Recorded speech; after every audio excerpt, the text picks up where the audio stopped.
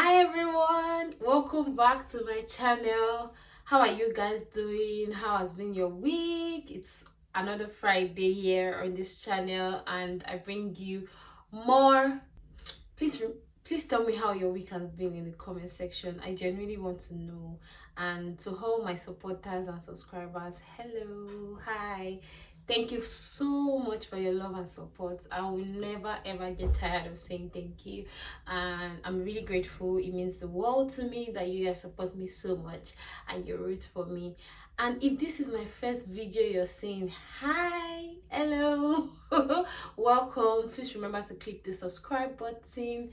Please click the subscribe button. And if you're a returning watcher and you have not subscribed, please click the subscribe button. Also turn on your bell notification, and remember to give this video a thumbs up. I genuinely believe that this video is just what you need to watch, especially if you are an intending international student with dependents. In today's video, guys, I'll be talking about relocating to the UK through the study route with dependents. Yes. So guys, I'd like to start by defining who your dependents are. Your dependents are your partner and your children who are under 18 years old. Your dependents are not your parents. Your dependents are not your siblings. Your dependents are your cousin or family or relatives. Your dependents are strictly your nuclear family, and that's your partner and your children. Now that we have ascertained who your dependents are, let's dive into today's video. Okay, so guys, if you know anything at all about the UK, you know that the UK is big on family. Unlike so many other countries that they don't necessarily encourage people immigrating with their family for study, UK is really big on family, and they believe that every family should stay together. Basically, that's how a family functions. So therefore they encourage dependents traveling with the students. They encourage the family traveling with students. The first part of today's video will be a breakdown of the cost of bringing your children or bringing one child to the UK with you as your dependent. So the first thing will be obviously getting an international passport. So let's put that between 60 to 100k depending on how you want to get it for one child. Then the next thing will be to do tuberculosis test. If your child is 11 years old and below, you'll be paying 28,000 naira for that child for tuberculosis test. But if the child is above 11 years, if the child is above 11 years old, then you'll be paying the normal adult fee of 58,000 naira for tuberculosis test. The next cost will be visa fee for the child. So standard visa fee for a child, and in Nigeria now is standard visa fee you can do at the moment. So standard visa fee for a child is 348 pounds. So while your health surcharge, I think is the same for everybody, is about 750 pounds, but I think sometimes it fluctuates, and then depending on the number of years you want to stay, or you are staying because of your course. So but let's map it as 750 pounds. So the next thing will be your proof of fund for 9 months. Your proof of fund for 9 months, if you are relocating to London, will be 7,605 pounds for 9 months, while for outside London will be 6,120 pounds for 9 months, and this is for just one dependent. So I hope you guys are following through with this amount and you're writing it down. Then depending on the city and the time you are booking, your flight fee will be between 300 to 800 dollars, while feeding average per month for each child is 70 pounds per month. So guys, with this analysis, I hope that you have an idea, or you've grasped a total of, or an average of, what is expected to bring one child to the UK. So do the maths, replay and pause all these amounts, and write it down, calculate it. That's how much you need for each of your dependents. So if you have one child, good for you. That's all that I've listed is about the same, is about the amount. So it might vary from your city. So Please still do your research and make sure you get the numbers right, but I'm just giving you a rough estimate to prepare your mind for what's ahead of you. The next thing we're going to be looking at now is childcare option. So this is one thing that people don't talk about a lot, and this is one thing I see people struggle with when they just move to the UK, and it's especially for families that have toddlers or children that are not very grown yet. So it can be a little challenging if you don't consider childcare option before coming. The options available for childcare include nannies, there's something they call au pair, and there's child minders, and then there are nurseries. So these are the four most popular ways for childcare in the UK. To hire a personal nanny or maid in the UK is super expensive, and like, it's not an option most immigrants go for. Of course, if you have the money and you can afford to, why not?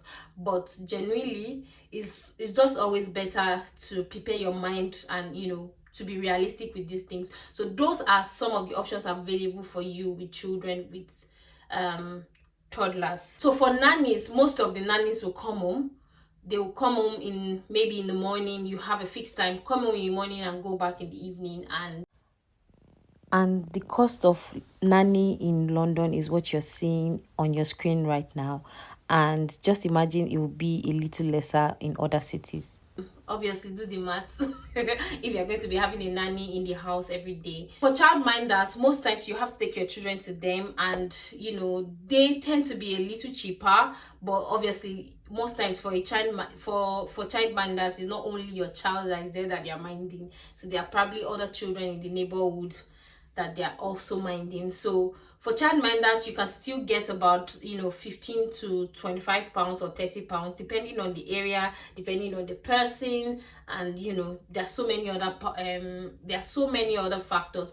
But you definitely need to do your research in your area. But yeah, that's the average of childminders per day. Okay, so for an au pair, they literally come to live with you. So they are au pairs are literally migrants that come to the country with the aim of helping families with their children. So you host them. It's like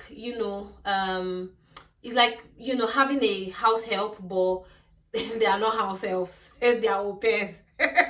Let's leave it at that, because their average salary is between 70 to 80 pounds per week. So theirs is cheaper, and they don't call their salary basically because you provide accommodation for them, and they in turn take care of the children and do very light house chores. You don't mandate them to do everything. They don't do everything. So it's on a personal relationship level, but that's also an option available for childcare. Then the next one will be nursery. So for children that are from 3 to 4 years old, they have up to 15 hours per week free to go to nursery of choice. Obviously, anyone closest to you, so you have up to 15 hours per week. So this is good for any parent that probably is not working full-time, or is not even working at all. Maybe their other spouse is working. You can make the most of the 15 hours. Just divide it between the time you go to school. So averagely, you only go to school 2 times a week. So you just find a way to balance it with the free time. And then if your child has to stay longer than that, obviously you have to pay. However, if your child has to go to nursery every day, for an average nursery cost, depending on your area, because all of these costs and prices are depending on areas that you stay, but average is between 800 to 1,200 per month for nursery. So you have to it's important that you know these things to prepare your mind and to prepare your pocket, obviously. So the next category is parents of children from 4 years and above to maybe 4 years to 16 years. Good news for you is that any child aged 4 to 16 years in this country, in United Kingdom, it is mandatory for them to have an education. Like, it is a punishable offense if your child is not in school or registered for school. So you have to, and for schools in the UK, you have 2 options. There are public schools and there are private schools. So usually in Nigeria, I know that a lot of people prefer private schools, private education for their children, but public education and private education are equally the same thing in this country. So it's not something to be to freak about. And so if you think you can afford private education, in fact some of the private schools have, they are very, it's very hard to get into them. So I think your best shot is just your normal public school that is around you. They are good enough for any child, trust me. So yes, that's the option available. So if you have children that age, you have to obviously make sure they go to school. So when you get to the UK and you get an accommodation, the first thing is to find, and you get an accommodation, you have an address, you register your children with I think you register with the council, and then obviously they will help you find school. You have to go and find schools, and I definitely don't know all the full details, but I'm definitely going to do another video if I do get requests and specific questions on this childcare or bringing your child to the UK. So all you need to do is drop your comments in your questions in the comment section. I'll be right there. I'll compile them. I can also bring on parents, that people that came with children, and how they have how they have navigated that terrain, if that's what you guys would like. But I would have to get requests on the comment section to do that. So if you have extra questions, or if you like any of these things I just said, please remember to comment in the comment section. So there's this thing I genuinely want you guys to know about bringing children. So in Nigeria, I'm aware that you're not, anybody can literally help you drop your child in school. You can arrange school bus for children of almost any age. You can send an uncle, you can send an auntie, but it's not like that in this place. In fact, you are extremely responsible for your children. Like, it's not even a joke. Like, you have to actively participate in their life. Literally, you go for their tea parties. I went for one recently with my friend's kid. So for instance, schools in the UK for children starts by 9 a.m. So usually resumption is around 8:30 to 8:45, and so the funny thing is that if your child's resumption is for 8:30 and you get to the school gate at 8:20, you will wait for 10 minutes outside the gates and wait till they open the gate at 8:30. They will not open the gate at 8:29. They will open it at 8:30, and then you drop your child, then you go. Then pickup time is usually around 3 to 3:15. So they will open the gate at that 3:15 and close it. They'll probably give like 15-20 minutes break. If you don't come pick your child on time, and if you don't come to pick your child on time, and it's becoming a repeated thing, then it's going to be trouble for you. They're going to literally drag you. So other options that you can have while for pickup times is before and after school. Of course, that's another money. So if you are a parent that you have a very busy schedule, and then you have to maybe travel to work, and you have to go to work in the morning, or you have to do something very early, then you can sign up for before school. And then obviously if you have to work late, or you're in school for a longer time, and you want you can sign up for after school also. So that's another option. But the thing is, lateness and promptness is a big deal here. You cannot be late, and you have to be prompt to pick your child, to drop your child. You have to show up for meetings. You have to it's very, very demanding than I think it is averagely in Nigeria, because I know parents that they even miss PTAs, so you generally have to be there. So you have to think about that. So I genuinely, in my opinion, think that your best shot is you coming with your spouse, and both of you doing it hands-on strategically. The day one is not around, the other person is able to fit in, mom and dad being there, it will help you a lot. However, if you're a single parent, obviously just consider all these things before you sign up for it, and it's doable. There are a lot of single parents that are navigating their ways and all of that. So well, I just pray for you that you have God's favor in the decision making, and obviously in raising the child, and in everything that you need to do. So if you're parents with teenagers, goodness, congratulations, because you fought the worst days. Like you've passed the worst days. You almost are not even in this category, because so if you have teenagers, obviously most of them are in high school already, so they can communicate, they can go to school and come back by themselves and all of that. However, you have to be careful if you have teenagers, and teenagers that are below 16, and then have younger ones maybe in primary school. You have like smaller children. You cannot send the teenagers to go and pick their brother or sister from school. It doesn't work here. It doesn't work here. They can't go without unsupervised. Yeah, they can't go alone, so an adult has to follow them. And who is that adult? Obviously you, because the adults are not everywhere here, so it has to be you basically. Also, you cannot leave your teenagers alone at home with their younger ones. You must not be caught, so you have to think of the implication of these things before coming. You have to consider all these factors before coming. These are things that people don't normally talk about. It's easy for people to say, come as you have, come with your family, and then you get hit by so many different things, culture shock, and then you're like, wow. So basically, there's grace to survive, but it's important you are aware of these things for you to prepare effectively. So guys, in conclusion of this video, I just want you to, if you're a parent and you're watching this and you're worried how you survive, first of all, I want to encourage you that people are doing it and it's doable, but it's important that you are aware of these things before you even start the journey, or before you finally come to the UK, so that you prepare your mind. When you are aware of something, it helps you prepare better, it helps you manage it.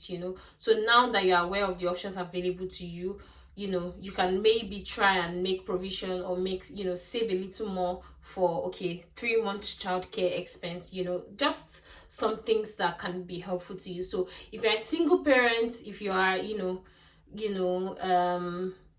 family of 2, 3, 4, 5, 6, whatever your amount is, just be aware that all of these things are applicable. The prices, you just need to multiply it by how many children you have, and then obviously your health. If you're a pregnant mom and you're coming, woo, good news. So it's good for you, as long as you have not passed the time frame for allowing pregnant women to fly. I think it's really good for you to come here. So you come here, you have your child. The good thing is that if you have a parent that can come stay with you to watch your children, you can get the visiting visa.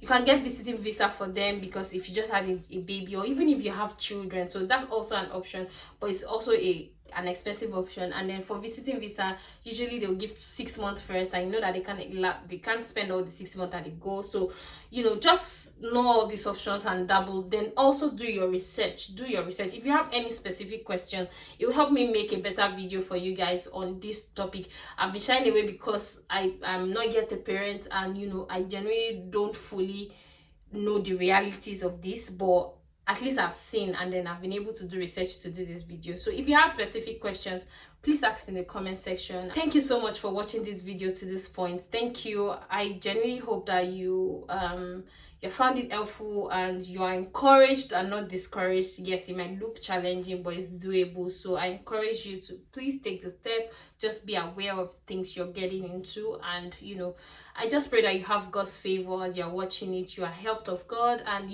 everything that you need will come into place. All the help that you need to bring your family will come to place in Jesus' name. Amen. See you guys in my next video. Thank you so much for watching. Bye. Thank you, Jesus.